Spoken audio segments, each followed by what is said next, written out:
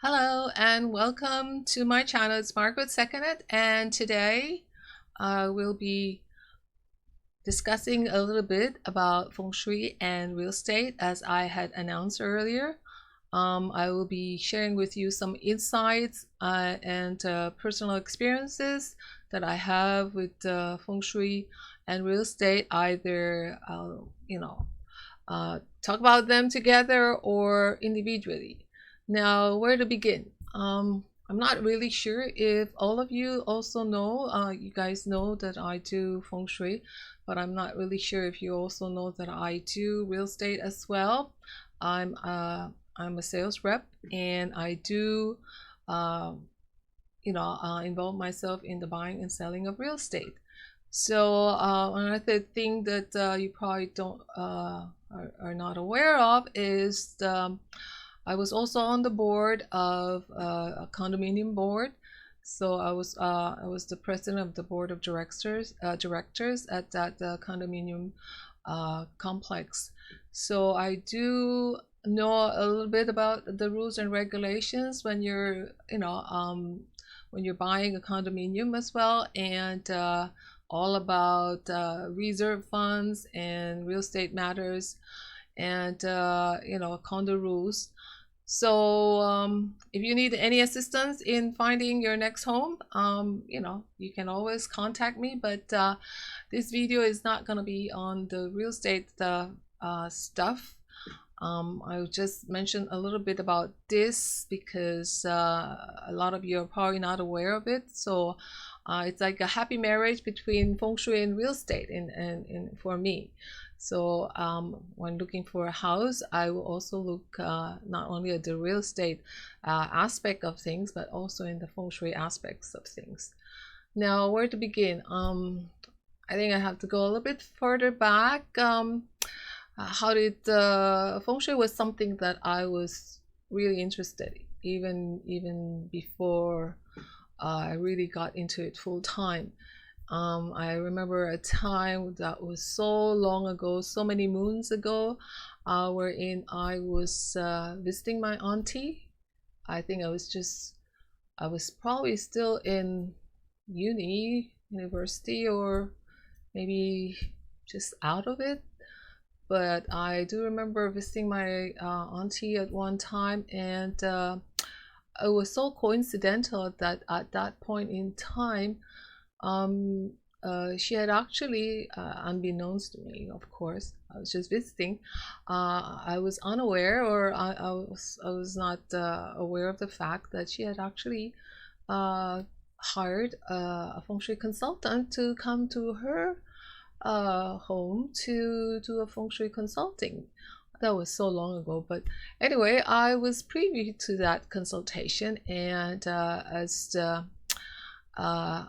when the time arrived, when the time came, the consultant came, and he was going around the room, and I was following my aunt and the consultant, the feng shui consultant, around the house, and there were areas wherein he stopped, and suddenly he will mention something about it, and I'm not sure what happened, but there was a few times that I'd actually I blurted out to say, oh, you could do this, you could do that, and then I think after 2 or 3 times that I opened my mouth and said something, I know the consultant, the feng shui master, actually turned to my auntie and said, like, why are you hiring me? You have somebody here who actually know feng shui already. You don't need to hire me. So anyway, after that, no, after that, of course, out of respect, and I was pretty young at that time, I just kind of, just kept quiet and just smiled and just follow along without saying anything else. But I remember that very clearly. So that was even way so many years ago, before I even realized that was feng shui was something that I would like to delve further into. Anyway, that was and when I started to look into it, I discovered that especially here in North America, that there was the feng shui that was popular, around around here, is that it was not the type of feng shui that I was familiar with. I was just a little bit confused. I said, "What's this? What is this type of feng shui?" Because like my exposure to feng shui was way,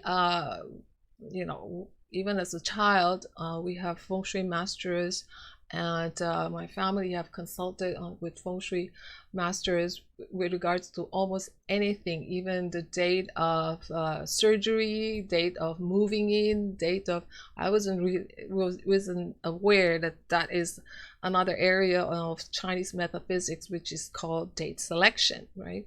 So anyway, that was my stint into that's kind of the background that I have. So the exposure was pretty consistent. It was not something that was out of the ordinary. It was kind of part and parcel of the culture and the upbringing that I had.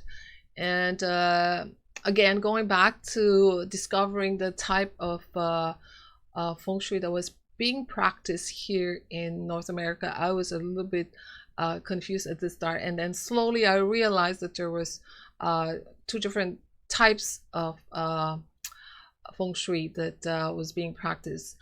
We do have the classical feng shui, which is the one that I was, brought up with, that I actually learned of instead, and the other one was a kind of a modern type, or what they also call new age. There's so many names that they're using: new age, modern feng shui, western, or some even called it a fast food feng shui.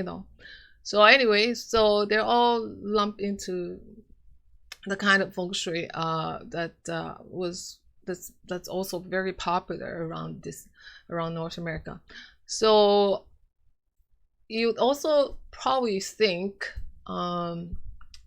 being a real estate agent or real estate person, that I would actually have probably, you think that it would be easier to find the next home, or the forever home as well, or maybe such a thing as a perfect home. But that was not really the case, as I realized that as I was looking for as we were looking for the next home. So from the condominium type of home, we were looking for a more of a detached home, but it was taking a little bit of time, and I'll get into that uh, a little bit, as we discuss this a little bit in terms of the real estate aspect of finding your home, and kind of what I'll share with you a little bit about what I'm what we personally experience as well. And I'm sure a lot of you would have actually have the same kind of experience, as well as you're out there trying to find your next home.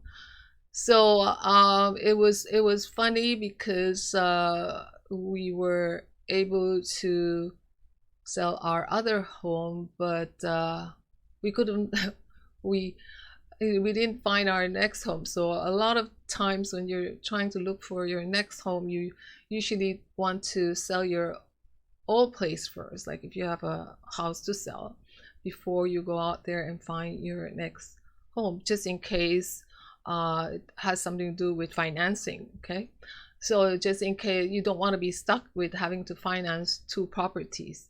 That's what it's all about.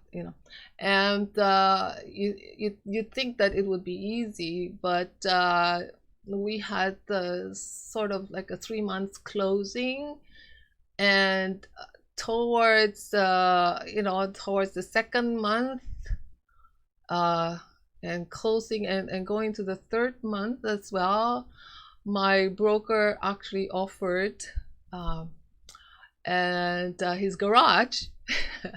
It was so funny. He said, Margaret, you're having a hard time finding your next home. And so in the meantime, if you need a place to stay, my garage is available. So, okay, I was laughing at it because like he was like saying I was taking uh, my sweet time or a long time to find the next perfect home. And it was on account that I was also looking at it with a feng shui eye, so not just a real estate person's, inspecting a house. I was inspecting houses and homes with the eye of a feng shui practitioner, right? So it was like there was I kind of felt like, oh gosh, there's so many things that I have to be aware of, to look into. And what if this is, what is that? Sooner or later I found out that there's no such thing as a perfect home as well. I can share with you on that a bit as well. So it's funny, but that was like some of the first encounters that we have in looking for a home. And but finally we did find one. And let's put it this way, it's as I said earlier, there's no such thing as a perfect home. So we did find a home that actually has some of the criteria that we wanted. So let me share with you some of the things that we might want to look or we might want to consider. Okay, so here's like one of the things that we would like to consider when we're out there looking for a home, or even if you're just renting, you're looking for a place. And what you have to ask yourself is, what do you need and what do you want? So there's such a thing as I like to have a swimming pool, I like to have a fireplace, I like to have 4 bedrooms, I like to have a big yard or something like that. And and the other aspect that you would also be looking at is like, I like to be close to work, so there's all these considerations that you have to factor in, the needs versus the wants, but if you're looking at that, no, take for example a fireplace. Okay, it looks nice, and you might want to have a fireplace, but maybe you can actually ask yourself, do you need it? Okay, so or a swimming pool. Some people might like to have a swimming pool, but you also have to ask your question, like, do you need a swimming pool? Especially if you don't know how to swim, right? So anyway, so like again, is there such a thing as a perfect home? And can we get everything that we want, when we're buying a home? Let me share with you a personal experience. Like, I do work with builders and contractors, and I do have clients that are also builders. And what amazes me is like, when I list their house for sale, and the thing is like, I will ask them, like, you just built this house, and you haven't lived in it for a few years, and why are you selling it now? And it's been only a few years that you've lived in it. And he said they don't like it anymore and they want to move. So okay, so that being the case, I guess it kind of boils down to, I said, I mean, my thinking is that even if you yourself build the house, sometimes your needs and your your needs and the circumstances changes. So as you go along, the years and years go by, you might have started with a 4-bedroom home, or you might say that that's what you need because you have a big family, or you're expecting you want a big family, so you're getting ready for that big family and that type of thing. But then afterwards, as you start to go into the stage of empty nesting, then you don't really need that big home anymore, right? So that was my experience. Like, so even if a builder who can build their perfect home, I mean, soon realized that it was not perfect. They wanted to sell it, and they wanted to either build another home, or which I think which I actually what happened. They went off and built another home. So that's basically something that you as a prospective homeowner, or uh, anybody out there, any one of you who's actually looking for your next home, or just trying to get into a home at this time, a house at this time. Okay, so there's also another thing that you have to consider, and this is your budgets and your savings. I'm relating a little bit about real estate right now because it leads up to where there's gonna be a tie-in with feng shui, I hope. Anyway, there's some other factors that you have to think about, and that's your financial aspect of things. Like, do you have a budget for it? Do you have a savings for it? Were you able to save some money so that now you can actually go out there and afford the home that you are looking for? Is it gonna be your temporary, the first home before you get to your forever home, that type of thing? Or so you have to consider some of the financial aspects of things, how you're gonna finance this home, this house that you're gonna buy. And sometimes it can be difficult if your income doesn't actually if you're not able to carry a sizable mortgage when you're looking at houses out there. So qualifying for a mortgage depends on the amount of income that you have, as well, of course, as if you have any savings set aside for it, or any budget that you have to set aside. And let me be clear about this: renting, the expenses that you have when you rent is not as much as if you own a home. Of course, there's additional expenses, whereas before you would not think about property taxes. That's for one. Now you have to think about that, right? Whereas utilities and other bills that are coming in were part and parcel of the rental expenses the rent money that you paid. Now it's a whole separate bill altogether.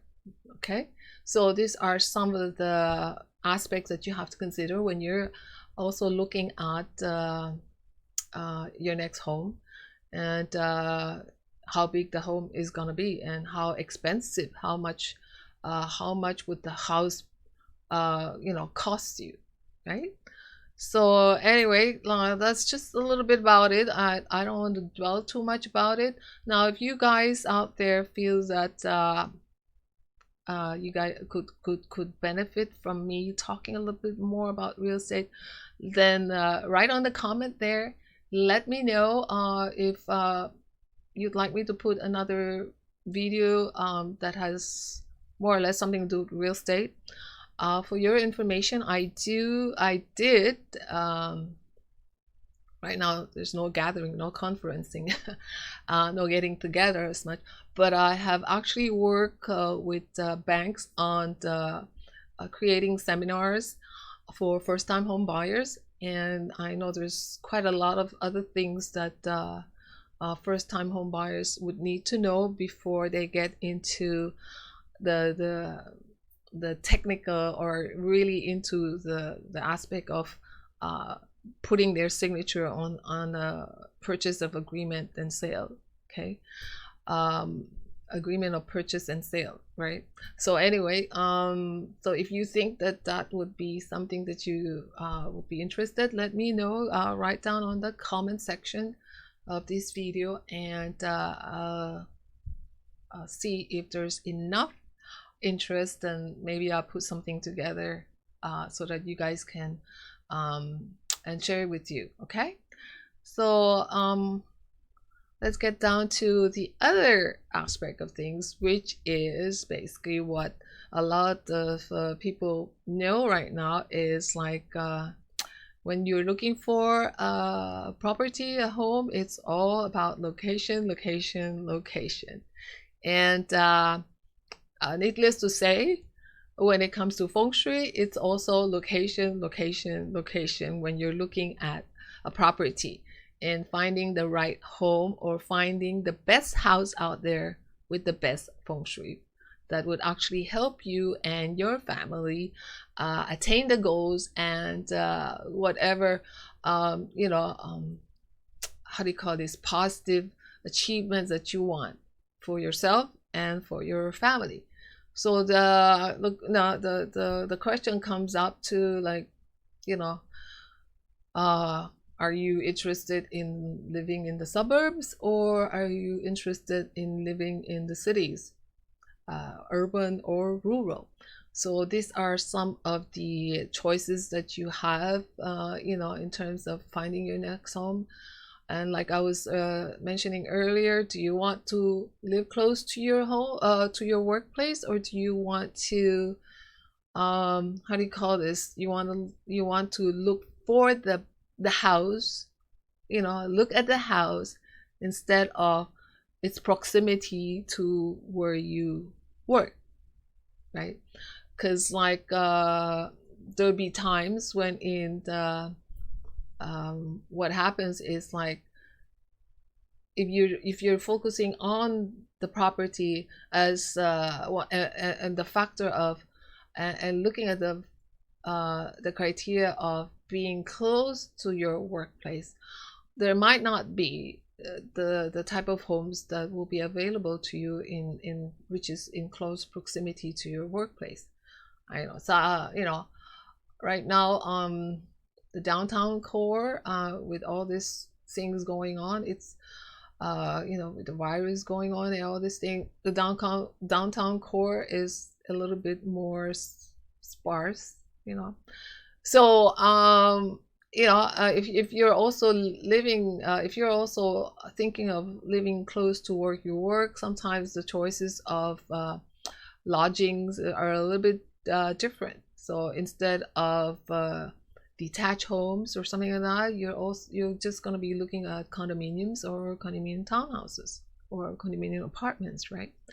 So anyway, so the choice is there whether you are intending to look at the property because you have some of this consideration list of things that you either want or you need, you know, and you have to probably realize that you can't have all of this. You might have you might have a list of 10 items that you want, but chances are you might not get everything. Be a little bit realistic, right? Anyway, so location, so it depends on where you are looking at, and of course the location also dictates the price tag of the houses. So there was another question that I thought was like that I would actually pose to you is, what would a high price real estate, high price tag real estate be equivalent to a house with a good feng shui? You know, like would a pricier house equate to a better a house with a better feng shui? That might not be the case, right? So you know, so because of the fact that there are many factors involved, and a lot of times I have to concede that we do have the emotional aspect of things coming into play when we're actually looking at houses, wherein you could actually just fall in love with the house, and uh and all the other needs or wants just went out the window or went out the door. Okay, so um I don't know, like there are other, you know, I've worked with clients that have actually said, you know, I want this or whatever, but then suddenly they change their mind because they say, oh, I love this house or something like that. And of course, I have worked with clients who actually says that they don't believe in these things, but afterwards you find out that they do. And you know, so there are other aspects like superstitious beliefs that you know, so these are things that sometimes when you're looking for houses you actually um, have to consider. And the other aspect I would say that would actually factor in is like, if the house that you're looking at or you're planning to buy is not really your forever home, and there's a chance that down the road that you might want to resell it, then you're also looking at the fact of how saleable it is to the, you know, to the next client or to the next buyer as well, right? So let's go to the other aspect that I would like to share with you is like, as I was like saying, if you were to choose between a rural or an urban environment, or working, I mean, living in the city or living a little bit in the suburbs, then you have to consider the external environment. This is also where feng shui comes in. The external environment is very, very important when you're considering the feng shui of a property. And that is because the external environment are harder, you know, to change, right? If you have a tall building in front of your home, you're not going to be able to get rid of that tall building, can you? Right? So if you have a big gushing river at the back of your home, you're not going to be able to get rid of that big gushing river, right? So these are structural stuff, permanent structures that are outside that might not be in your power to change. You might be able to cut down some hedges, any trees that's just in your property, but anything outside that has more permanent, that's the foundations are different. Of course, it's something that you know, you not have the ability to change or to renovate or to replace, right? So let me, so here, okay, so the external environment, like I said a while ago, is a very important factor, aspect, you know, whatever you call it, in making a choice in feng shui, and whether that property is a property with good feng shui or not. Okay, and that is also the external environment, um, like the like the buildings around you it is now tantamount to being the mountains and the hills that was in the, you know, that was considered back in ancient China. They don't have such a thing as big 40-story building, 70-story building, you know. They don't have structures like this wherein they have to account for it. So now, but they do have the mountains, they do have the hills, they do have the rivers, you know, the ponds and everything. So these are in our modern environment, modern society, the buildings, the waterways, the bridges, all these things, the roadways are the equivalent of all the natural environment that that was present in the ancient China. So, you know, like, you take into account the external environment and you take into account the natural environment of of the property that you're actually looking at. What is around you? What is around this property? Are these structures permanent? Are they giving positive chi, or are they structures, or natural, how do you call it, natural settings that you have actually no power to change at all. So these are very, very important. uh, is a very important aspect that you have to consider when you're looking for your next home. So when you're talking about real estate and feng shui, this is where it comes in. Like location. Yes, location, location, location. So where is your property located? Is it located beside a garbage dump site? Is it located beside a butcher area or something like that? Or is it beside how do you call this, a cemetery? Or do you have a park in front of you? Do you have a bright hall, or do you have protection in the back, that type of thing? So your natural environment, or whatever is in the environment, like sometimes you can't do too much when you choose to live in the city. There's not as much green space, there's not as much natural environment. So your neighbors and what's around you in your neighborhood would be tantamount to the equivalent of the natural environment, like the mountains, the hills, the road, the rivers, and the waterways that you find in the natural environment. So okay, so that's a little bit about the natural environment, and let's look at the next one. So we're looking at houses, and a lot of times we try to focus on the interior environment. And this is the thing. Classical feng shui actually looks at the outside environment. So we have the two school of thought, the Sanhe and Sanyuan. So the three harmonies and the three energies. So not only do we have formulas, calculations that actually we work on to find the house with the best energy, or to find out where the energies are at this point in time.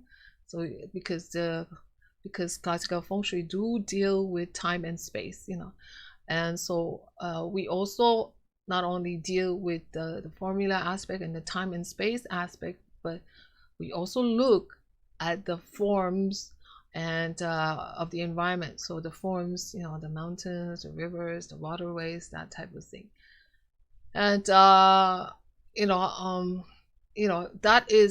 is what makes up the practice of classical feng shui as well. Now, when you're looking at the interior environment, I'm not saying the interior environment is not as important, but the thing is, like, you can actually change or renovate the interior, not like the outside or the external environment. Okay, so if you're not happy with the basement and where the placement of the door is, you could always realign it. You can always place the door in another area of the house or something like that, or you can move or the functionality of each room. You can say, okay, I'm not going to use this as bedroom, I'm going to use this as an office or something like that. Or like move things around or renovate it. You can do that in an interior environment, in your own home, in your own space. Okay, so that's the difference right now when you're looking at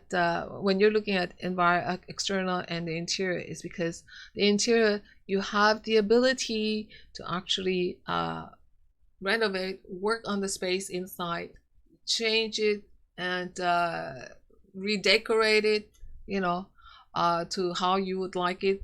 Although I have to say, feng shui is not all about things and colors and trinkets and that type of thing.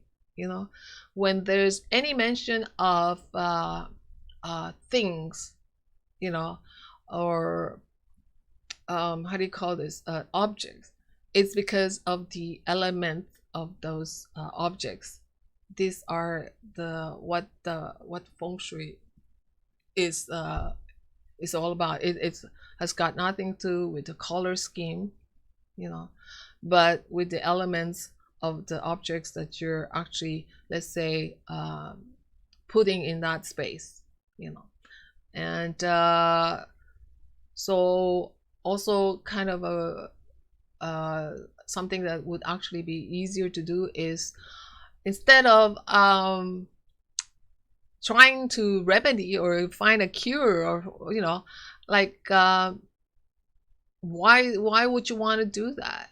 You want to go back to that first step that we were just talking. Want to find the right house with the right environment, and and once you have once you find a home that has, or a property that has that natural environment, external environment that is conducive to give you positive energy to help you with your goals and your family, and things that you would like to achieve in life, then you kind of have it all set, so instead of trying to finding cures and remedies, like being sick. Well, why do you want to get sick? And then try to get the medicine and prevent the sickness. Insulate yourself, have the right diet, right? And instead of getting sick, and then you'll have to remedy yourself with this medicine, that medicine. So it's better to do the homework first, and find that, so that you don't have to worry about having to come up with a cure or a remedy for, let's say, oh gosh, the only place I have for my bed is in front of a door, that type of thing. Well, that also comes with like limiting your choices. When you say we found that when we were looking at properties that were close to work, we realized that most of them were tiny, okay, tiny houses. Now, if you have a tiny house, if you have a house that's just, let's say, a bungalow, and the room sizes are not huge in the first place, then of course you have limitations. You have limited space to work with. You can probably, instead of if your master bedroom is so tiny that you can't even put a queen size bed in it, then there's not a lot of room to work with anymore, right? So that was what we found also when we were looking for our home. Like some of the choices, like say, okay, let's go for proximity to work. But then I said, oh, okay, there's not a lot of choices in terms of the houses in the area were all bungalows and tiny. Okay, so I hope this session gives you a clearer aspect of sometimes you think that there's no setbacks. That's not the case. We do share some of the same challenges that you have. Let's say when we're even as a feng shui consultant, we do also have limitations as well. And but we work with that, right? So the thing is, like, if there are some challenges that you actually can overcome, you probably have to say, okay, let's make do with it. But if they are actually challenges that, or situations, or that you can actually tweak or resolve, then fine. I guess that's sometimes the best choice that we have, right? So again, I hope this short video had give you some insight and some some perspective on the houses there, the real estate market there, the feng shui aspect of things, and a little bit of insight to myself haven't you know expounded a little bit about you know my own personal insights on things like this. So this is a video which I hope will be able to you know, which I wanted to share with you, and I hope that you've enjoyed and found some enlightening stuff as well. And again, like I said, if there's any topics that you also would like me to share with you, just write down on the comments or email it to me at info@secondedpublishing.com. I will have all those information on that little portion there about the videos, and you know, and there's also some other thing I did mention about coming up with another webinar. This I would like you please to register. So it's opening now. It's all about discovering feng shui, and there's like 5 steps that I would like to share with you. So it gives a little bit more clarity as to what feng shui can do for you, what it can and what cannot do for you, and how the aspects and kind of how to go about it. Because like not knowing, let's say for once, not knowing what you want to resolve is not gonna help. You know, feng shui is not gonna be able to help you resolve everything. You know, this you know, so this webinar is gonna help you get started and discovering what feng shui can do for you, what its limitations are, what it can actually do for you, and what you have to do for yourself also.